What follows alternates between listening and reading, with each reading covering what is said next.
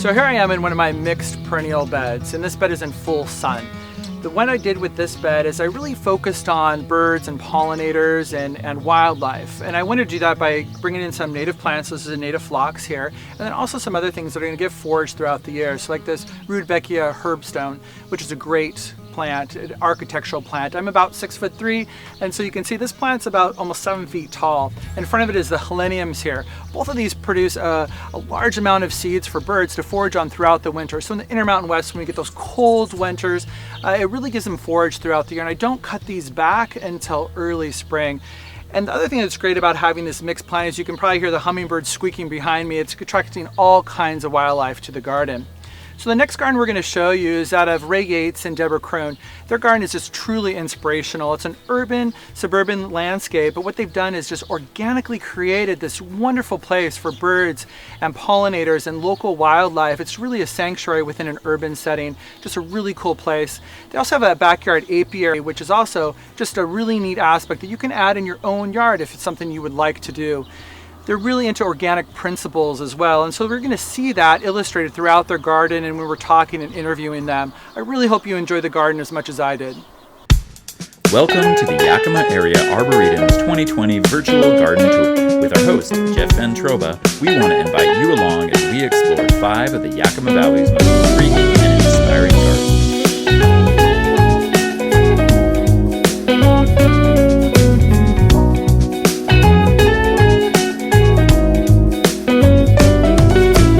This episode is brought to you by R Honey Farms. From fresh honey to the best in beekeeping supplies.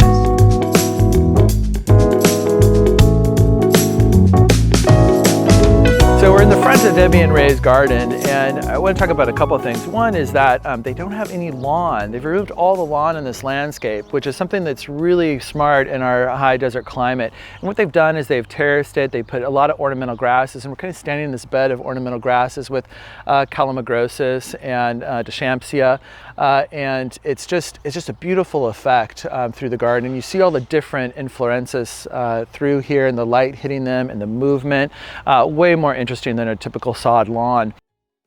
What they've also done with the grass is they've interplanted all those perennials and repeated that pattern throughout the garden. It's most evident here in their front yard.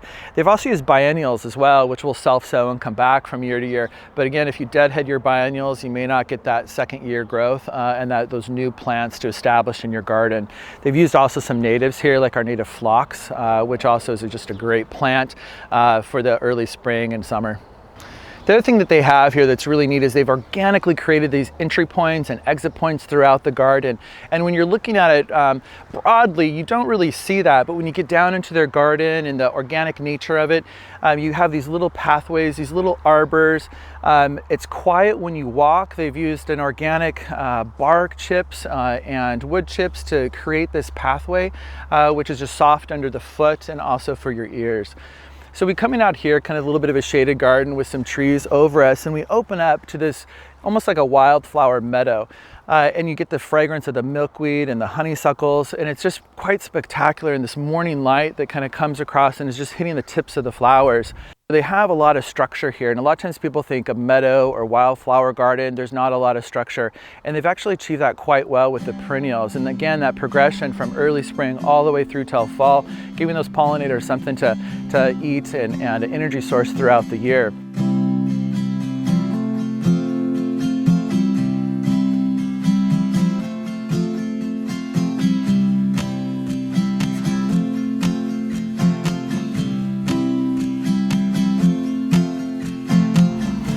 So here down in their meadow garden here with their perennial flowers, we have a great combination going on here. And I want to talk about, again, kind of letting the things age, your flowers age. And the Veronica here, you can see, is really cool. So as it ages, you see the flower spikes come up, and then you just have this on the end, and it gives that really cool texture and color. You can see the light coming through it as well, and the purple top is really neat.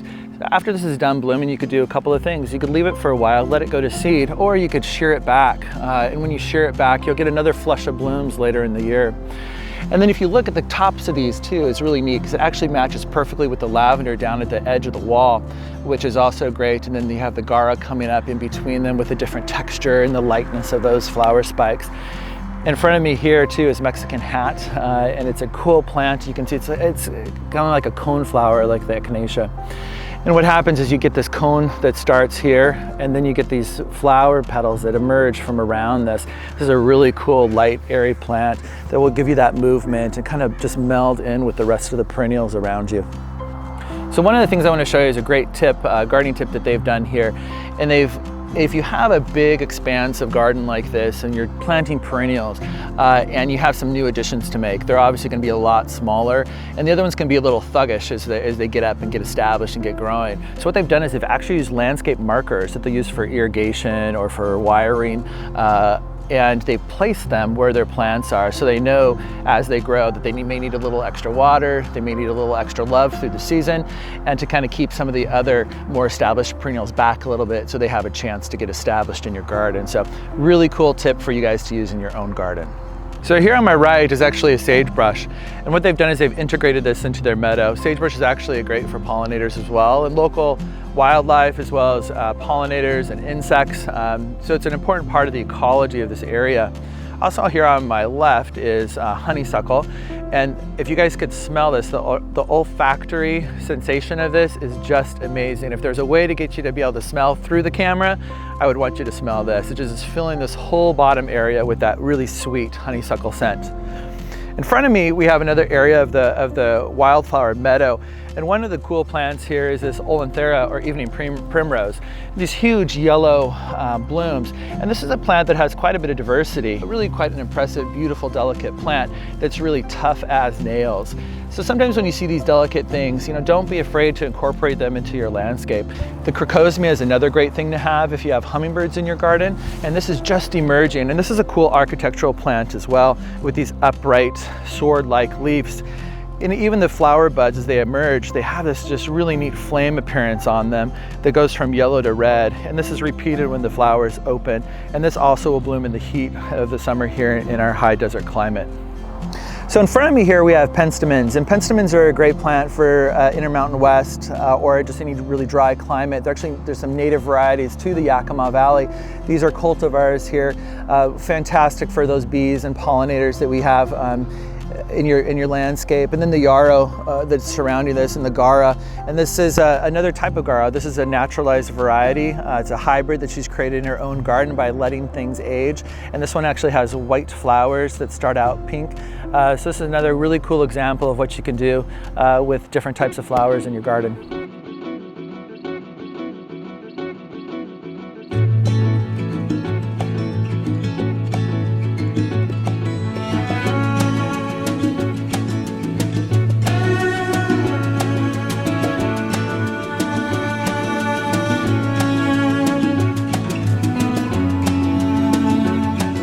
The other thing they've allowed is they've allowed this milkweed to naturalize through this area. And a lot of people don't know is that milkweed, if you get down here close and you look at the blooms, they have this amazing smell, kind of a honey Daphne smell that is pretty spectacular. And I actually didn't know that until this morning. We're also in a butterfly corridor here, so it's really important if you can have a naturalized area in your garden with milkweed. It's of huge benefit to the butterflies in our region. The other thing they've done is things that are really rich in nectar here. So they have the thyme, they have agastache that's coming on, and agastache is great. Hummingbird mint is another name for it. It has a great fragrance if you rub the leaves together. It has a really cool silvery texture as well, and it blooms late. It blooms in the heat of the summer into the fall. So if you have this in your garden with other things that are blooming in the spring, you get that progression of bloom. You keep the pollinators happy as well as your hummingbirds. The other thing they've done is done some sage in here and also some chives, and those are all things that again are great for pollinators, and they have dual purpose, right? You can eat them, you can cook with them. We've talked about in some of the other videos about letting things age, letting the blooms age, so you get some naturalization and some self-sowing. And a lot of these things are also really easy to edit, so you can pull them up, you can move them around your garden with ease. So I wanted to show you this sage. The last sage I showed you was in a little bit more shaded position, so it wasn't up and blooming yet. So this is what it looks like when it blooms. It's just this beautiful thing, and you can see the lip here on the flower, and how it'd just be the perfect entry landing spot for a bee to go in there and pollinate, and then also get its nectar and pollen. Hummingbirds also really enjoy sage as well. So again, you don't just have to cut these back when you see them just for a culinary purpose. They have a great ornamental purpose in the yard as well. And even the leaves is like silvery soft. They feel like velvet. Also gives a different contrasting texture to the garden, especially in the light of your fescue here. And you can see this golden light wispy inflorescence of the grass in contrast with the silver soft texture of the sage is a nice combination. Also to the left of me here is Monarda bee balm. The name kind of speaks for itself. Bees absolutely love it. They actually can make a tea out of it, so it has another usage as well. The other thing that's great is hummingbirds like it, and again, it will bloom all season long. It will take moist locations, dry locations, and just moderate garden soil without any fuss at all.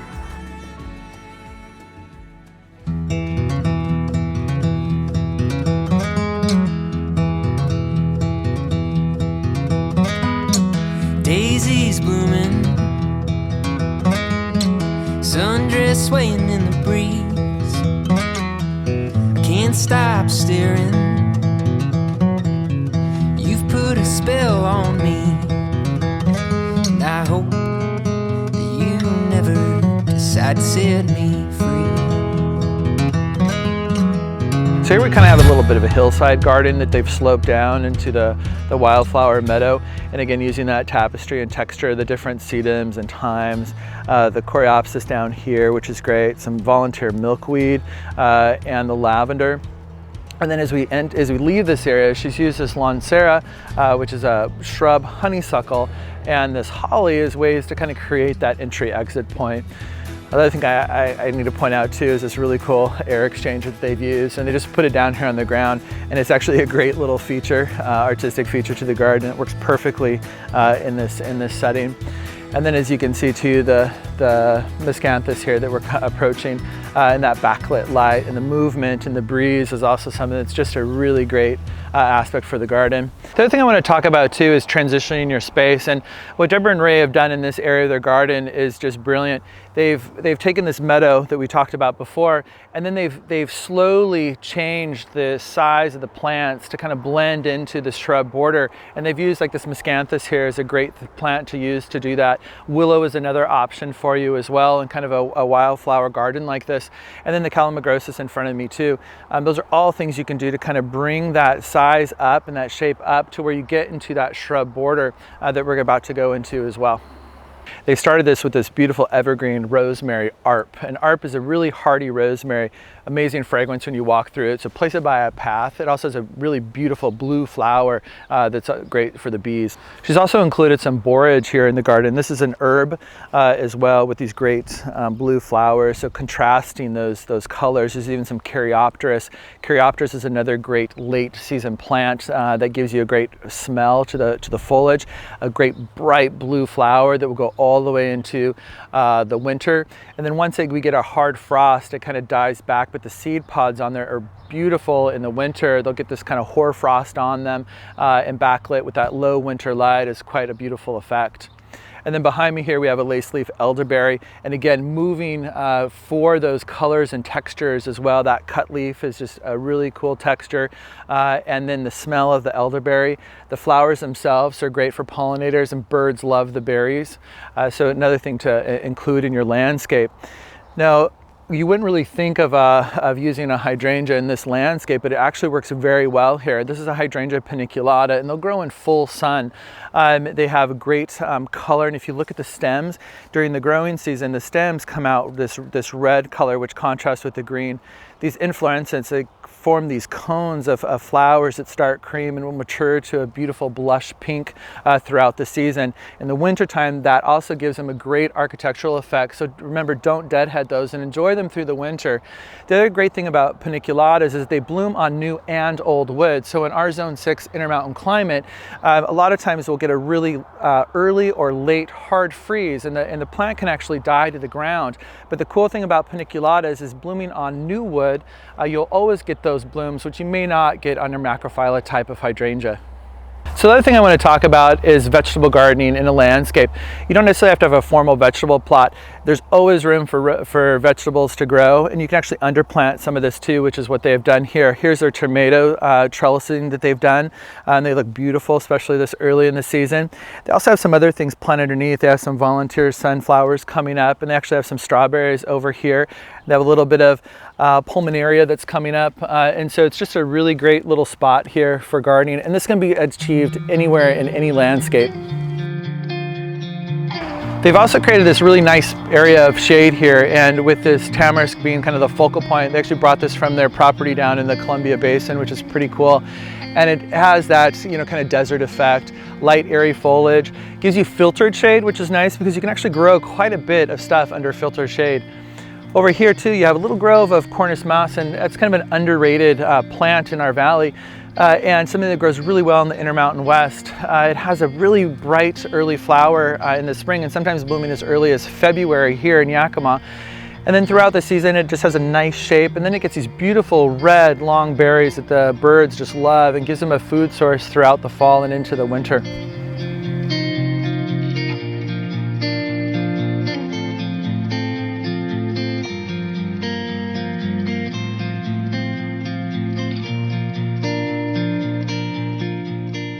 So here I'm seeing another area of their garden, and I want to point out an important thing is using recycled items in your landscape. And what they've done brilliantly is use this recycled concrete to create these little retaining terraces to soften their slope. And by doing that, you know, you're helping the planet, you're helping the ecology of your area you live in, and it gives you another way to kind of plant a new mixture of plants and perennials in your landscape. This area is sheltered by this beautiful silver oak that you saw that they've done some really nice restorative pruning to.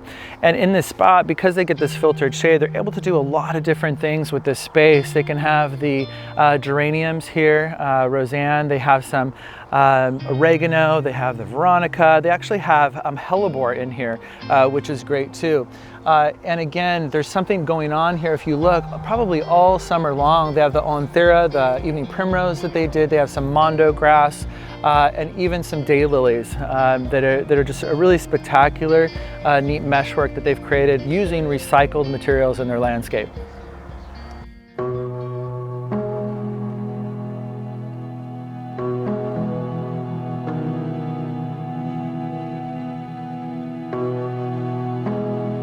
One of the things that we've done in our garden with our pollinator garden is that we've added an apiary several years ago. I think it's important to have bees. They're fun to watch. They're fun to watch them bring in the nectar and the honey.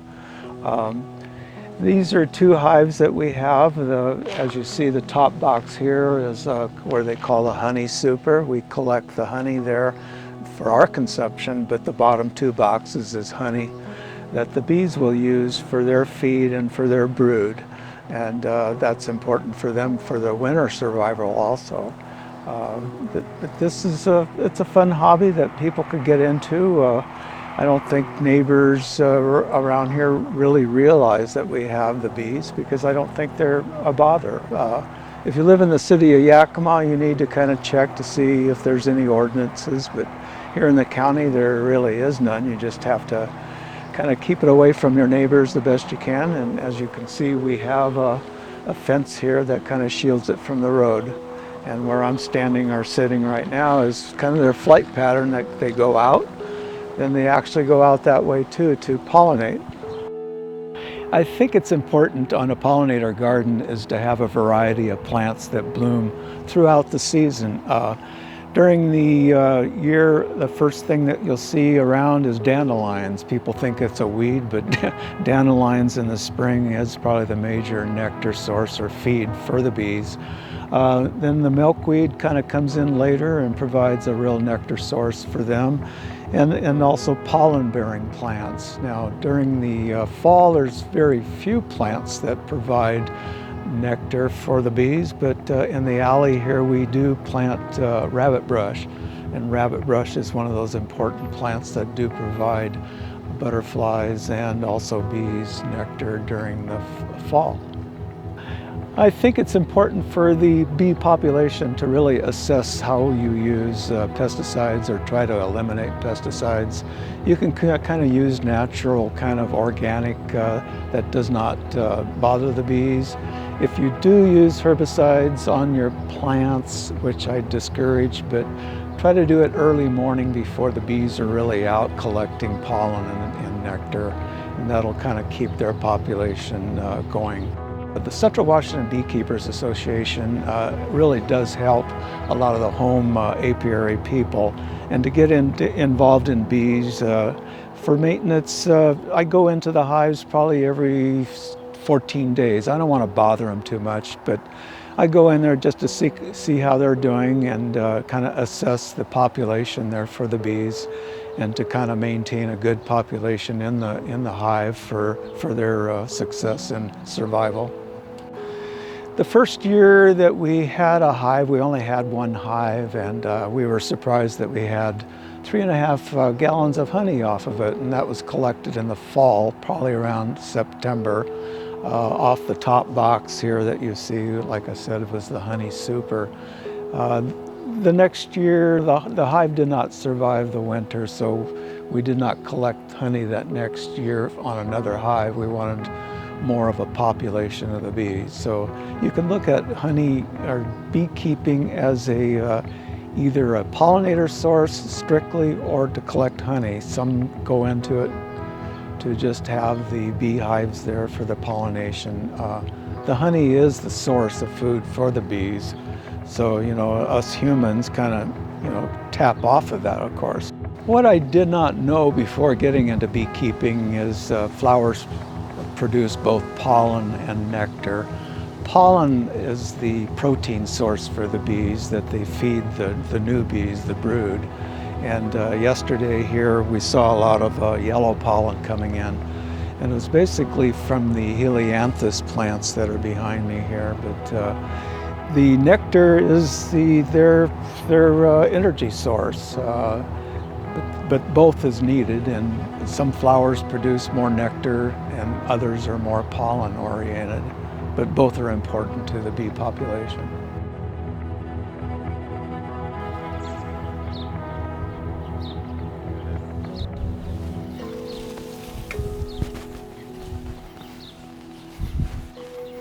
Well, I hope you found the Ray Yates and Debra Kroon garden truly inspirational as much as I did.